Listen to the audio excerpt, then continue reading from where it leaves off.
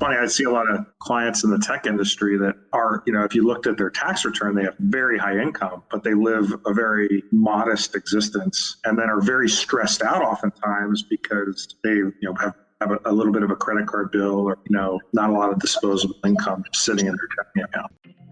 Welcome to Absolute Trust Talk with your host, Kirsten Howe. Absolute Trust Talk brings you tips, tools, advice, and interviews to help you build a reliable knowledge base on estate planning, business, and finance to start preparing for your future today.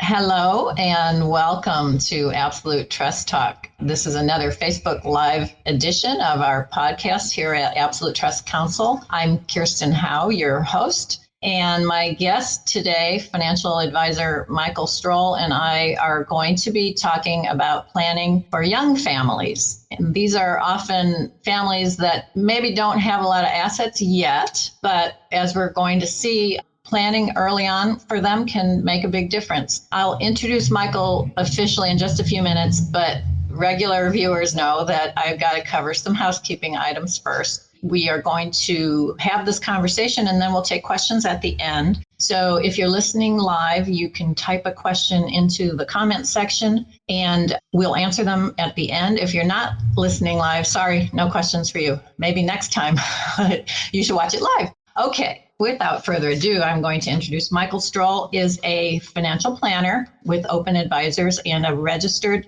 representative of Lincoln Financial Advisors Corporation, member SPIC. Michael has learned over the more than 20 years, it's shocking to me that he's been doing this for more than 20 years, in practice, that really his job is to provide accountability for his clients who want to stay on top of their financial goals. And one of the things that he firmly believes, and I agree with wholeheartedly, is that small things done with intelligence over time can really make a huge difference. Michael has an undergraduate degree from Wake Forest University. He has an MBA from SF State, San Francisco State University. He is married and he has 4 young children, one of them really, really young.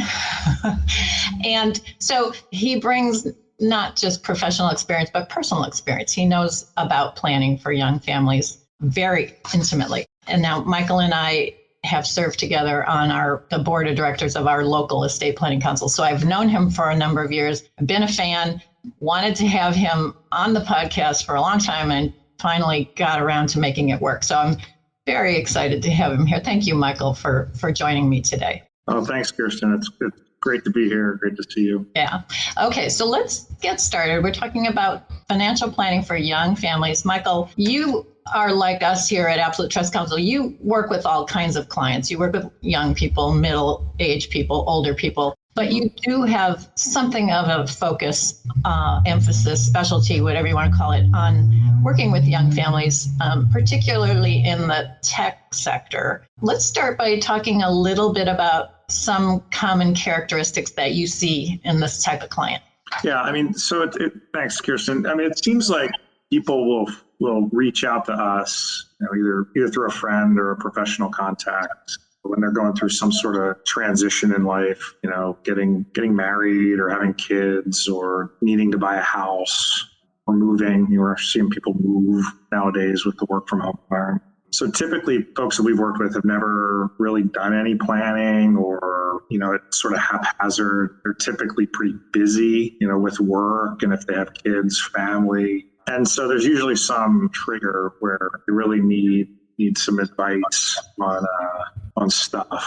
And it is interesting in the Bay Area. We live in the Bay Area where houses are so expensive. Right. That to actually live here, pay a mortgage, oftentimes people have very, very good income, but not a lot of cash flow. And so there's oftentimes, a lot of strain or a lot of stress just around cash flow. Right. And sometimes that can be alleviated because they've got stock in the company they don't know what to do with. But the common characteristic I'd say is they're busy and trying to figure something out, and cash flow is a concern.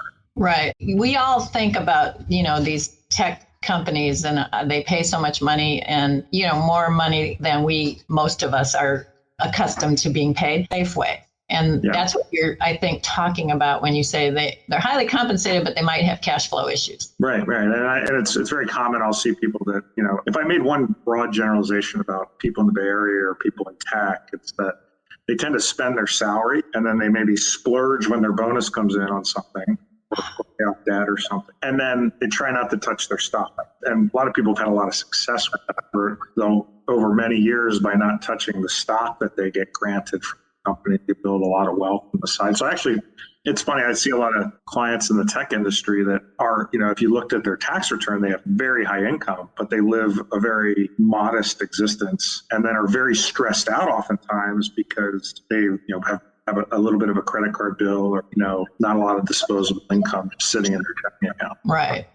So how do you get started with these clients? How do you start? What do you do? And so, generally for us, we like to figure out, what their balance sheet looks like and then what their cash flow looks like or their income statement, if you were to use accounting terms. And again, depending on what the goals and objectives are, there are going to be various conversations. Oftentimes people come to us because they have a tax bill, and that's not really tax people, but they've had some sort of tax surprise related to their tax. So, we might be doing something very specific of trying to figure that out, and then sort of back into, other planning goals. People come to us because very common scenarios, people have either accumulated a lot of stock or accumulated a lot of cash and want to turn that into a house. And so we try to take a very broad look at all the things they have going on financially and then just start to try to prioritize where money should go and what they should be doing. So I would say prioritization. Okay. Part of the end product where we get to. Yeah. Well, so, if we're talking about young families, I'm not a financial planner, obviously, but I can think of they've got to have all kinds of different things that could be important to them to make their money work. Everybody knows you got to plan for retirement. You got to save for college. Somewhere along the way, maybe the house is going to need a new roof or you're going to have to buy a house or upgrade your house. So how do you help them prioritize? So I think that looking at things through a timeline is helpful. And so that's probably the broadest generalization of it. And so if someone comes to me and has, and they're starting a family or they're recently married or they have children already, if we look at where they are now, what's the most important thing? That the family's okay, in my opinion. And so sort of first things first, you have a family, you need to make sure you have enough life insurance because if someone dies, it's going to be a financial crisis. Right. Especially if it's the high wage earner. Yeah. But run through the scenario where it's not the high wage earner. It can be just as dire. And so, because you have childcare issues to deal with, grief. I agree. Is somebody still going to want to work 60 to 80 hours a week? Right. I'd say generally, as far as, prioritization, what I usually am encouraging younger families at least to do is get a lot of life insurance. Oftentimes these tech companies, you can get a lot through your company. It's really easy. It's really cheap. Do that. So max that out if you can. Yeah. Max it out. You're not going to notice it. It's coming out of your paycheck. If you have children and this, the second thing you probably, need to get in order is the estate plan. Right. And I don't know that the trust is as important because that's, somewhat dependent on the balance sheet, but naming guardians for the children is usually the big, that brings a lot of people, as into your office to deal with guardians, and then depending on the balance sheet, get into trust planning. So that's kind of the now. And the other thing I'd say in the now area is people need to have cash on hand as an emergency reserve. And so that's sort of the third thing we talk about now. But then depending on what the goals are, you sort of go through the stage of life. It's people will generally buy a house, and then their kids will go to college, and then they'll want to retire, and then their kids come back home and they need to help their kids buy a house. That's the big thing, the big revelatory thing we're seeing. Yeah. But each of those is a goal. And so we want to make sure that we're saving for those things in the right way and in the right order. So I will see people that are saving too much for retirement at the cost of college, or saving too much for retirement at the cost of, building up a big enough down payment, fund for their houses. So we just try to make sure that that's all in line and money is going to the right places. Okay. So I guess maybe you're saying retirement is further down the road. So maybe for some people, put more money into college in the earlier years and less into retirement. Of course, they have, they may have, 401k or whatever, where there's matching. Yep. And you don't want to leave money on the table. Right. Yeah. And so I think there's always a kind of an iterative order that we might go through with folks. And so I'll usually say, you want to contribute to your 401k up to the match. I think a lot of humans, a lot of Americans are sort of trained, hey, I've got to max my 401k out. But, one could argue that, hey, let me put money into my 401k up to the match. And then once I've gotten that free money from the company, now where should money go? Should it go to my house fund? Should it go to my emergency reserve? Should it go towards a college fund? Should it go towards something else, some other objective that might be out there? So I think there's all these different ways to save. And so generally what we're trying to do is make sure that people are saving as much as they can into the right places as they cycle through life, from young family to teenagers to retirement. Well, and doing it, what's the word I'm looking for? Purposefully, not just willy-nilly. Just what are your goals? Let's prioritize and actually think about it. Yeah. And it's interesting. I think a lot of people end up not knowing at all what to do. And so we'll end up, I'll see people that one big trigger that I think brings people into my office is they've just accumulated a lot of cash and they don't know what to do with it. Right? So that might be, $50,000, $100,000 or some bigger number. I'm a huge believer in making sure that you save a lot of money. And again, you want it to be in a purposeful manner, but also you could link a lot of things to your checking account: life insurance premiums, college funds, mutual funds, IRAs. And so I'm always trying to get people to send money in a purposeful manner to as many buckets as possible so the money gets out of their checking account. Because I think a bad result for a lot of people is, cash flow's been okay. I have saved money, but I've got all this money in my checking account. I don't know what to do with it, because then it becomes a bigger decision. When I've got a large chunk of money and do I invest it? How do I invest? It becomes very intimidating. So I'm amazed at how few people, besides their 401k, aren't doing any systematic investment. So I think when people finish with us, they've got money going all over the place. It's all these purposeful things in the right amounts. Hopefully, and that takes some time and it takes some work. I think that's the ultimate. Yeah. I have clients who I'll see them maybe further down. They're not young families anymore. And you see they have all kinds of odd investments that don't seem to be working together. Yeah. It doesn't seem to have been a plan, is what I'm saying. And so maybe they achieve their goals, maybe they don't. I don't know. But I think that's a big part of it. If you can't get somewhere if you don't know where you want to go, it's, you might happen to get there, but if you don't plan it out, you're reducing your chances. Yeah, and I think that gets into sort of the formal financial planning that most people could do or should do, which is, all right, let's do a financial model and say, all right, here's when I want to retire and how much income I'll need, and here's when college is going to be and how much I'm going to need for college, and working backwards and just trying to project, okay, how much do I need to save? How much do I need to earn on my investments to be able to hit those benchmarks of college? So that's what most people are trying to. And so people usually also, when they find their way to us, really are looking for that plan of, am I on track? And then how much do I need to be saving? And that's nice. It's nice to do the modeling, but I think where the rubber really hits the road is what we've been talking about. Okay, let's just make sure that we've got money going to the right places. Now back to the tech folks, and what I said earlier, a lot of times they don't touch the stock, and the stock's in the corner and they're vesting every 6 months or every month, depending on the company. And they are saving a lot of money, but one could argue it's in the wrong place. Now, depending on the company, it's been in the right place, but one could argue that from a tax standpoint, you might want to get some of that money into a Roth IRA or get some of that money into a 529 so that it can be sheltered from tax. And so we need to work through that piece with clients of how do you actually get over that mental hurdle of getting stuff to the right place. If you're really going to get all the money you need to the right places, you probably have to sell some stock to do that, which is a whole other conversation, with folks at companies, especially in light of how well those companies stocks. But it's what we work through. Right. So you got to take into account the taxation. And also, I don't need to tell you this, but if you're just letting that stock in your employer accumulate, you're definitely not going to be diversified the way somebody like you would like to see somebody diversified. Yeah, but frankly, I'm finding that you're talking about diversification with, diversification it's been good to not be diversified. Right. So that's also that's a real challenge in getting people's, heads around that. We live in such an interesting place, with, this stock and how well some of these companies have done, so that I find myself talking about diversification with people. It's almost like I'm talking to a brick wall, and rightly so. But ultimately, yes, that there's that whole investing part of we need to get our arms around and have a long-term plan. Usually people get to a certain, I would say, liquidity position or asset base where they eventually know they need to diversify and know they need an actual plan for their investments. But that people get there at their own times, their own pace.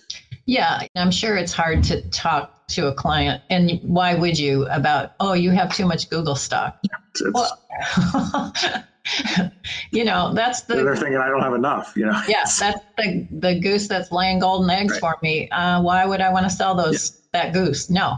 Right, but and again, so and I think people always think the center of our conversation is always around investing and all that stuff. And the investing part figures itself out, and it's usually one of the easier parts of the planning that we do when the timing's right for folks. But you take somebody that works at a big company, they can max their 401k. We're starting to see a lot of these companies, especially here in the Bay Area, and the tech companies offer these mega backdoor Roth 401k plans where you can basically put an extra 20 or 30,000 into your 401k, converted in plan to Roth. And so a lot of the things that we do for people, really aren't, that we're trying to talk to people about is back to, again, what we were talking about earlier. It's just making sure you're saving in all these tax advantage places. Right. And if that's a means to chip away at some of your stock positions, then it's good. Right. But again, you don't want to overdo that if you're trying to buy a house or you've got kids that need to go to college well before you retire, and just try to tie it all together and be mindful of what the big picture is. Right. And so that's so interesting, because I'm sure a lot of people, when they think of financial advice, financial advisor, financial planner, they think about,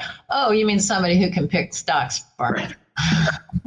And you're basically, that didn't come up until this end of the conversation. Yeah. That's not job one for you. Yeah. No, not job one. And, not to digress too much, but we don't know where the markets are going. We don't know what stocks are good stocks. And that tends to be, very interesting to people or more fun to talk about. No, it's right. What I always say to people is, we want to do planning. We want to be diversified. We want to make sure our assets are allocated properly between stocks, bonds, all the different classes. If 20 years from now or 40 years from now, you look back and you say, hey, what was my return? You're going to be pretty happy if it's 5% or 6%. And you got that compound return over time. So that's what we use in our modeling. And that's where we try to get people, is into a reasonable portfolio where we can expect a decent return. And it's not speculation. I mean, we're in a world now where there's a lot of speculation, right? Bitcoin, Tesla stock. There's just all this stuff that is going crazy in the world. And you have to be very clear what is speculation and what is a proper investment plan. And so again, back to these young families that come, these young people. One of the things I think they're oftentimes looking for is just trying to figure out that piece. How how really should I be invested? Because there's all this stuff being thrown at them. The Robinhood trading app that's a deal now, and Bitcoin, and all these ways to speculate. And even one could argue their company stock. There's all these ways that kind of the world's telling them to speculate. And so I do think people are trying to figure out exactly what's the right thing to do from an investing perspective. And I generally think that that's pretty straightforward and simple. But it's an education process. Right. Okay, I'm going to turn to our questions now. We do have a couple. If someone has just had a baby, this is a good one for you. What should they do right away? The three things we usually get to are, let's make sure we've got a lot of life insurance, because now we've got another person. Another mouth to feed. Right. And again, that's easy. It's either through the employer or you're obtaining term insurance that's really low cost. Right. And so it's just doing the work of, filling out the application and the phone interview and things like that. So life insurance is actually number one. Number two, what most people want to do is set up a college. And so once we get a social security number, we're usually setting up a college fund, and you can put as little as $50 a month into a college fund. So I always am encouraging people, just start putting $50 a month away. You'll turn around in a year and say, whoa, I've got a lot, I've got a lot of money in there, and you feel good. You feel like you've done something. So that's always a big confidence boost for people, especially. And then obviously back to your world, you got to get to an attorney, get some documents in place, at least for guardians. But again, depending on your balance sheet, you probably need to do a whole packet of estate plan of trust, will, powers of attorney, medical director. et cetera. So those are probably the three things that, are musts or what people are most interested in. Okay. Yeah, that's good. I especially like that you mentioned estate planning. And I didn't pay him to say that. It's just, it's the truth, people. It's like I always joke, we don't do estate planning, but we'll talk about it with you as part of our process. But then generally our job is just to grab you by the ear, drag you to Kirsten, make you go. whomever. You have to do it. We always have to circle the wagons to get people to go. And I've been telling people recently, it's easier now than ever because Kirsten, you used to make people come to your office all the time, right? That's right. Yeah. And now you'll do Zoom, and it's easier for all the young families. So now's the easiest time it's ever been for. That's right. For young families to do estate planning. You can meet with either one of us from the comfort of your couch in your pajamas. Yep. We're cool with that. Okay. How much life insurance should someone have? Good question. There are worksheets you can fill out that'll tell you that, and they get kind of complex about, do you want to pay off the mortgage and things like that. For simplicity, a couple ways that I generally will handle it is usually there's a number that feels good to people, which isn't a real scientific approach, but usually people want to get $500,000 of coverage for a set period of years, or $1 million or $2 million. The other benchmark is, and people can kind of add up in their head what that would cover. And so think about it. It was what I tell most people. What do you think? And then I always like the benchmark at 10 times income. So if I make $100,000, I probably should have 1.5 million. That's sort of a rule of thumb that's, again, not very scientific, but if you kind of start adding things up, like paying off the mortgage and sending some kids to college and childcare expenses, it doesn't take long to get to 1.5 million, 2 million for somebody that has children. Right. That's good. That's a good rule of thumb. 10 times salary. That's something to work on. And life insurance, as you said, is so cheap. And especially when you're young and healthy, just for a term of years until those kids graduate from college with their bachelor's degree from the Ivy League. Or whatever. That's all you need. Okay, let's see. We have I think we've kind of covered this, but maybe you have some fine points you want to put on it for our last question. How do I prioritize saving in different places? IRA, 401k, college, mutual funds, they mentioned. Yeah. Well, again, I think that's a good summary. It's like, again, unequivocally, if your company offers a 401k match, contribute to the 401k up to the match. And then we have to look at the goals and objectives. Are we trying to buy a house? If so, maybe we want all of our savings to go into a house fund that's invested a little more conservatively because it's a shorter term goal. If we've already got a house, then maybe we need to, after we get to the match, be getting for husband and wife $30,000 per year into a college fund because that's the gift limit. And if we get there, then maybe we go back to the 401k to max that out. Then maybe we go to IRAs and do $6,000 a year to IRAs. And then maybe we're investing into a longer term like mutual fund or personal. So that's the maze that we try to navigate or decision tree. Yeah. That's a good way of putting it. You made that clear. You laid it out really well. Thank you so much, Michael. I really enjoyed talking to you, and I'm sure our listeners will benefit greatly. And thank you so much for your time. I know you're just as busy. You're much busier, father of 4 young children. My wife is. Your wife is busy. But anyway, I really appreciate you coming on here today. Yeah, I appreciate it, Kirsten. Thanks for the opportunity. You are most welcome. All right. See you soon. Bye-bye. Okay, so thank you all for joining me today. I hope you got a lot out of that. I know I did. I always enjoy talking to Michael. And I'm just going to remind you that, he was talking about estate planning. We were talking about planning for young families. It's very, very important for young families to at least have named guardians. And, you may need to do more planning than that, but we are here to help you. We're happy to help you. We work with lots of young families. So if we can help you at all, go to absolutetrustcouncil.com and you can schedule yourself an appointment on our website. And I would be honored to talk to you. I will look forward to seeing you next time. And in the meantime, stay healthy and safe. Take care. Bye.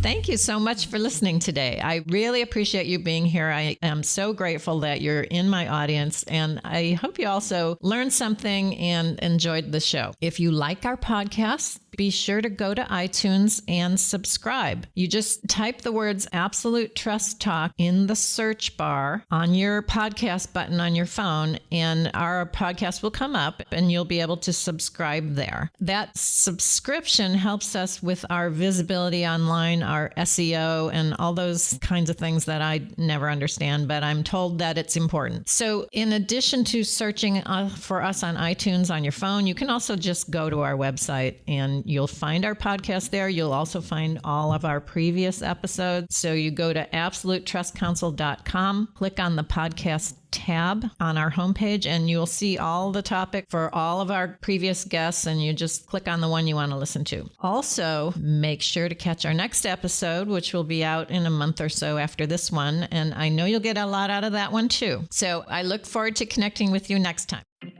Thank you for listening to Absolute Trust Talk.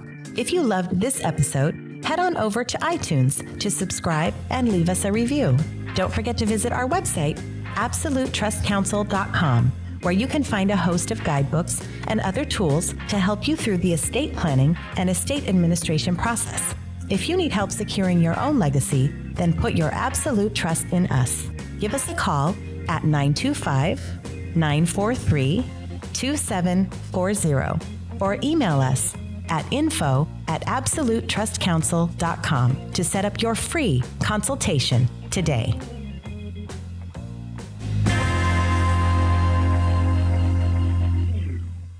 This podcast is not meant to take the place of legal advice from an attorney and does not create an attorney-client relationship. If you do have a legal question or issue, please consult with an attorney.